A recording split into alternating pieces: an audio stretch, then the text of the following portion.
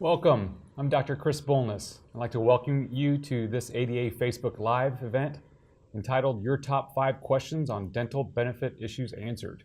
I'm from Tampa, Florida, and I'm a general dentist, and I'm joined here by Dr. Sara Stuefen. Hi, I'm Sara Stuefen, and I'm a general dentist in Vinton, Iowa.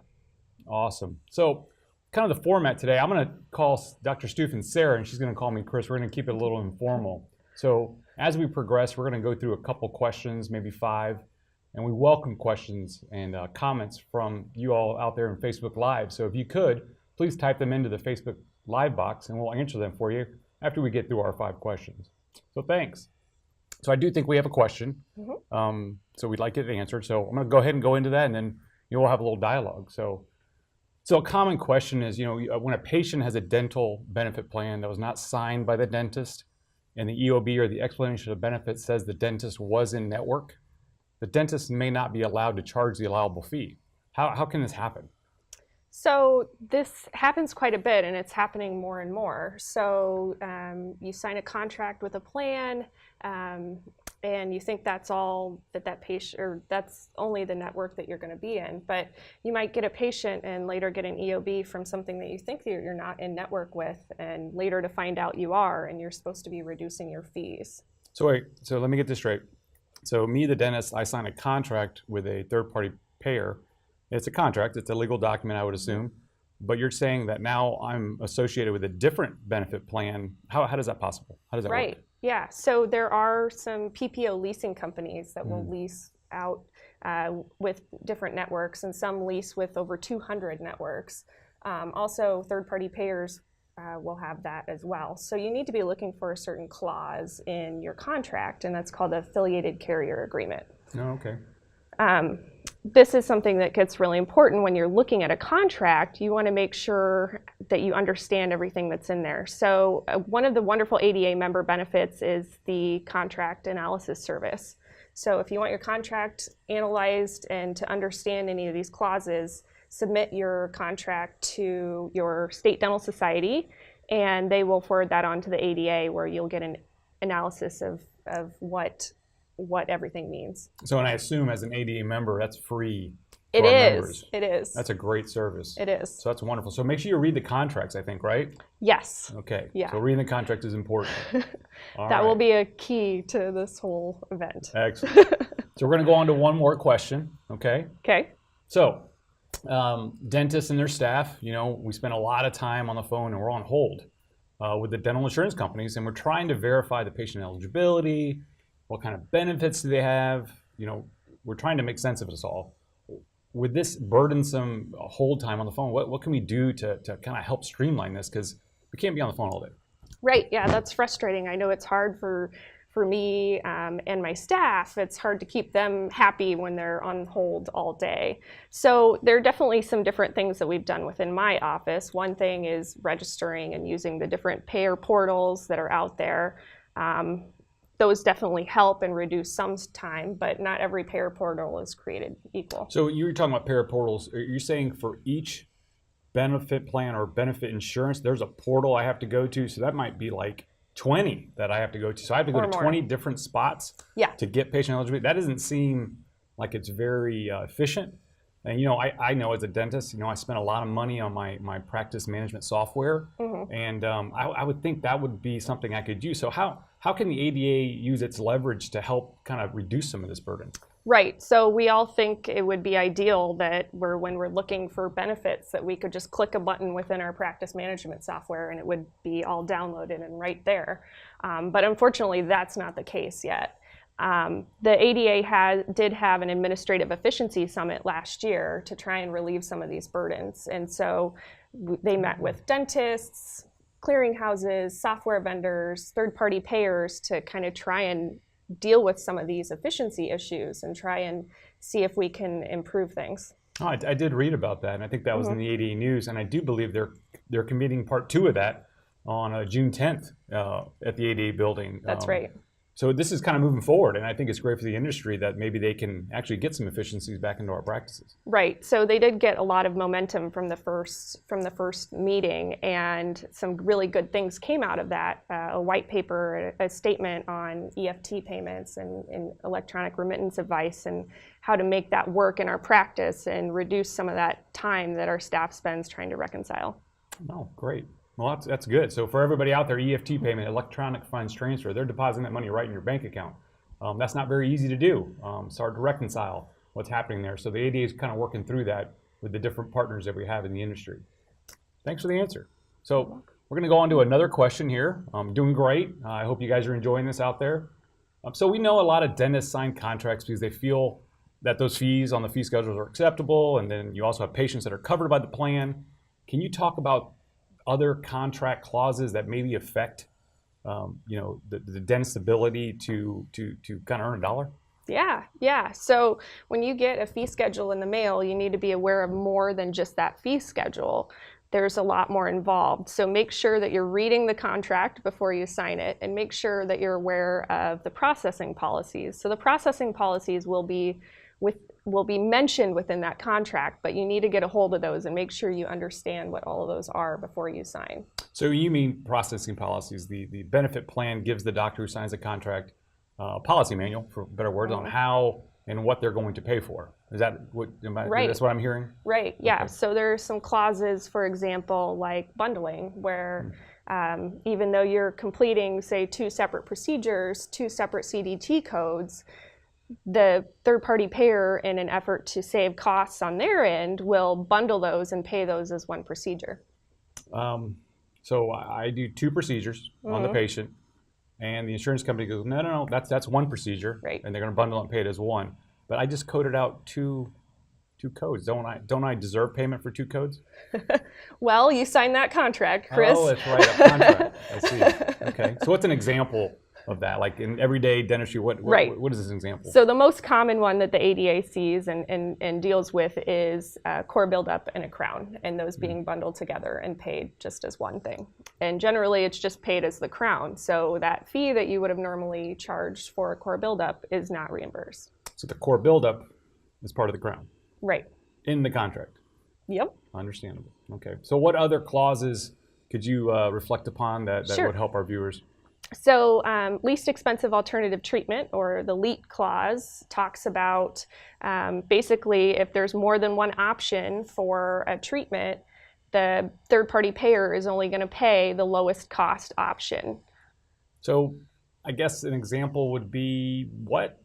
So I think the most common one is when you're thinking about tooth replacement and looking at your options. So we kind of know there's all sorts of different ways to replace a tooth, but a lot of times you might do a fixed partial denture and the benefit company is only going to pay for a removable partial denture.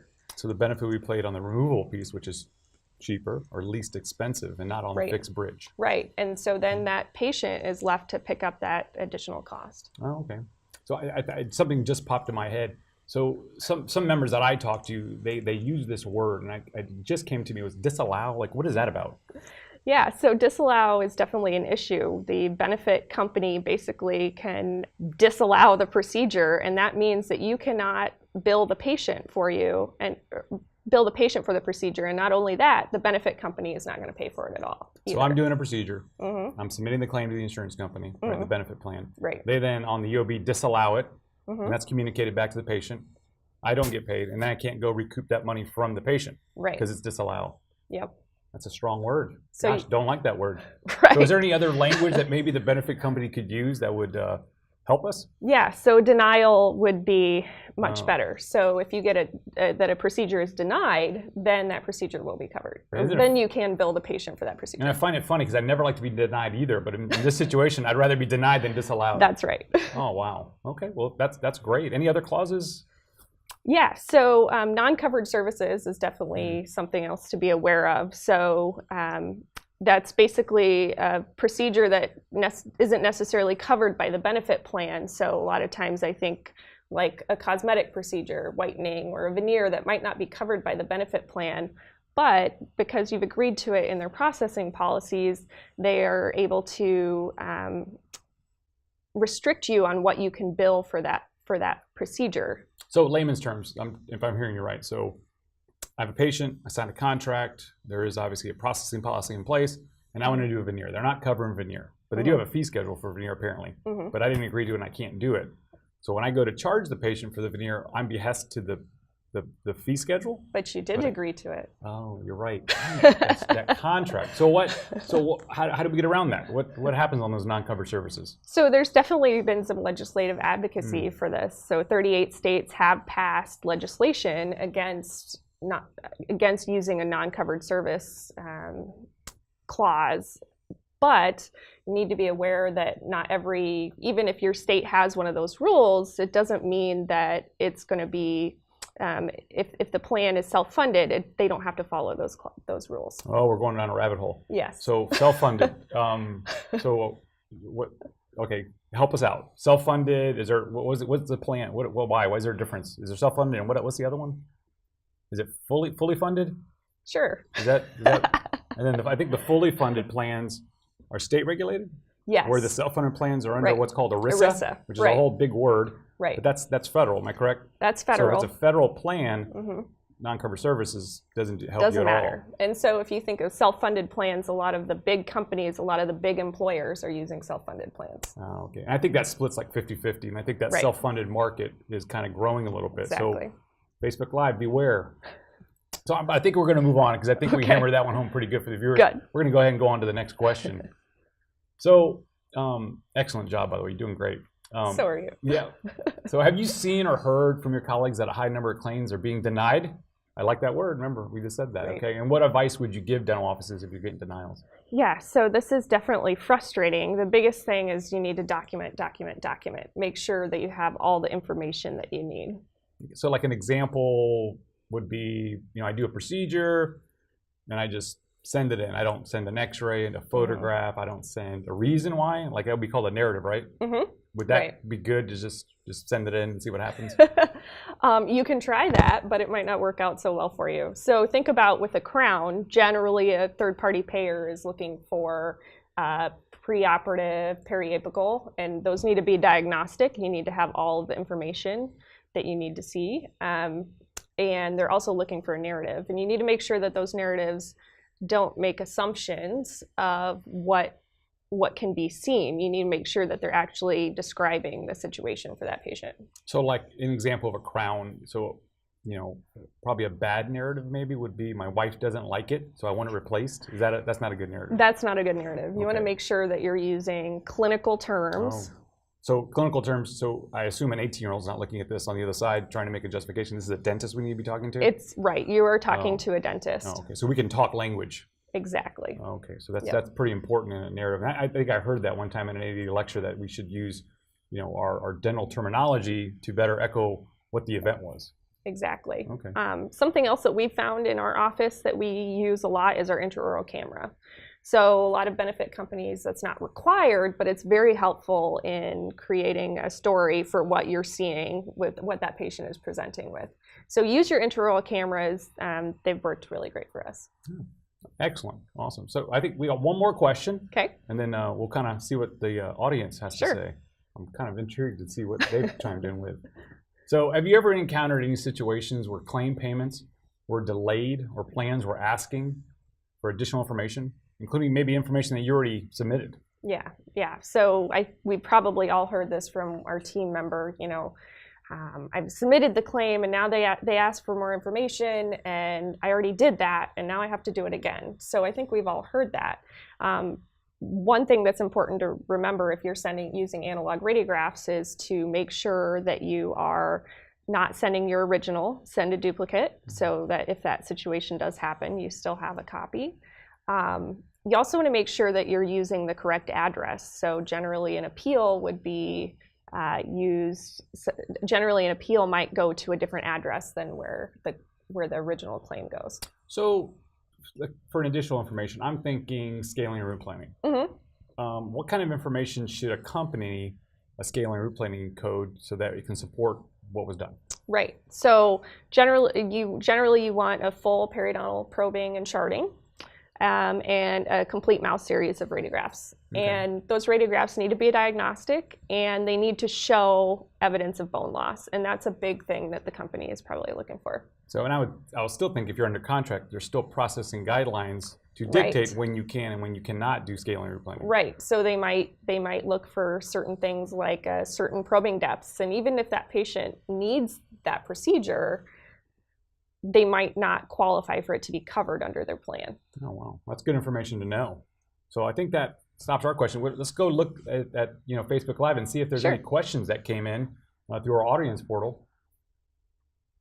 I'm trying to see here. Looks like we're still waiting for some to come in. So I think you did a fine job. I think the payer side of this thing, at least when I talk to payers, it's pretty complex. Yes. They have their business model. Obviously, dentistry has our business model.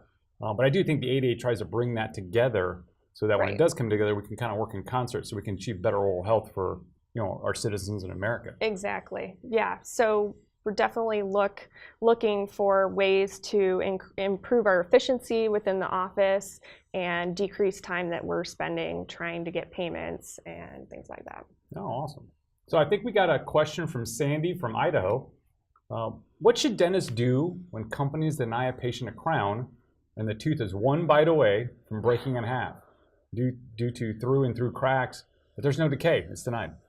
Yeah, that's really frustrating. So that's something to be aware of in the processing policy or in the processing policies, because a lot of benefit companies are not going to cover a crown because it has attrition, even though that tooth maybe needs it. They're not going to cover it. So in this situation as well, a crack could definitely warrant a crown, but that needs to be a discussion with the patient on, this treatment is needed, your benefit doesn't cover it, but you still need to have that treatment. Okay. So in that circumstance with the cracks, I mean, really, I think the only way you can illustrate that is by a picture. Yeah, So intraoral intraoral photo. camera would probably be a good thing. Yes. Okay. Yep. Oh, okay. So that's a good way to handle that one. So we had one more question, Jay from Denver. Hi, Jay. It's an interesting question. So what does the most favored nations clause mean? That's interesting. Is that something with the UN or something? Or? Maybe, but the most favored nations clause is basically an agreement with that benefit company that talks about that you are agreeing if you're agreeing to a lower cost for a procedure, that not only are you agreeing with that other company, but now you have to take that through with the company that you've signed on with. For example, so if I'm in network with two different benefit companies, Right. Mm-hmm. and company A's price is at X, but Yep. company B is lower, Yes. and there's a clause in that, and now A jumps to B Yes. price. Oh wow, Exactly. That's not good. I didn't agree to that. Yep. That's And a heck of a clause. It is, and that's something to remember too. If you are using an in-office dental plan, there's a possibility that you might have to lower your fees with a dental benefit company because of your in-office plan. Oh my goodness, unbelievable. Well, here's another one. I tell you what, Facebook Live is hot today. So Ben from Illinois, could you explain, Sarah, the concept of downcoding? Yeah, so downcoding is definitely frustrating. It kind of can get intermixed with the LEAT clause, the least expensive alternative treatment that we talked about. But downcoding is a cost-saving measure from the third-party payers. And basically, they are paying for a lower cost treatment. So the most common one that I probably see in my office is a posterior composite being paid as an amalgam. Okay, so you place the composite, Mm-hmm. which is an aesthetic material, Mm-hmm. but they're like, no, we're only paying on the amalgam. So they're Right. downcoding it to amalgam. Right. So now you're only getting reimbursed at that amalgam fee, Mm-hmm. and the patient is left picking up that difference. Okay, all right, well, that's good information. That's good. So I've seen some members. This is personal. They do on number 5. They do an MO and they do a DO, and they submit for an MO on 5 and a DO on 5, and then all of a sudden it comes back as an MOD. Right. How did they weren't connected? So I'm kind of confused on that. Yeah. So if you look at the CDT code and look at that, they are 2 different procedures, and you should bill them that way. But bundling comes into play goes with back that. to bundling. I forgot about that. Yep. Okay, well, that's good. We got Nikki from Florida. So I'm not in network, and the insurance company won't pay me directly. So Yeah. you're not in network, and the insurance company won't pay me directly. Why is that? What's that with? So that's an assignment of benefits issue. Oh, okay. Yeah. So depending on the state and depending on the payer, a lot of times they will send that check to the patient. And so you need to make sure that you have some sort of agreement or some sort of policy set in place with your patients that you're recouping that payment. Yeah, I think there are some states that have what they call AOB legislation, right? I think up to 22, 23 states. Right. So you're from Iowa. Yes. So Iowa doesn't have AOB legislation. Right. So they've done something a little different. Am I correct? Yes. Yeah. What would that be? So they made an agreement with a third-party payer on basically sending the check to the patient, but the check is written to the dentist. So the patient still needs to bring that check into the dentist, but at least it's written to them and not the patient. Okay, and this is an agreement from like the Iowa Dental Association, right? Right. Okay, That's really good. So I think I saw recently in the news from a medical side that there was big checks that were being paid to the patient. We're talking hundreds of thousands of dollars directly in their mailbox. I've never gotten a $200,000-$300,000 check in the mail, but I can only imagine what that was like when they opened it and they were like, "Wow, I just hit the lottery. This is great." Yeah. But that money, you say, goes back to the doctor, right? It's supposed to. Supposed to, okay. Sometimes that doesn't happen. Is that what I'm hearing correctly? That's right. So that's where it's really important that you have policies in your office to make sure that maybe you're collecting that payment up front or whatever works in your office, but make sure that you're aware of that. Okay. All right. So maybe talking to state legislators and things like that. Obviously, the Iowa Dental Association was trying to help out a little bit for their members. So that's great. Right. So legislative advocacy within the ADA is a great member benefit. Well, awesome. Okay. Well, I think that concludes our Facebook Live questions from our audience out there, and we appreciate it. And I want to thank Sara, Dr. Stuefen, thank you for doing this. You did a great job. And I thank our viewers for tuning in. And I just want to remind everybody, so for ADA members, you guys can receive one-on-one support for any dental benefit issue, way beyond what we were talking about in this little snippet. They are great at the ADA, and you just want to utilize the ADA third-party payer concierge service. Over 7,000 calls last year. They are hot, and they're ready to take your phone calls. So thank you. Thank you.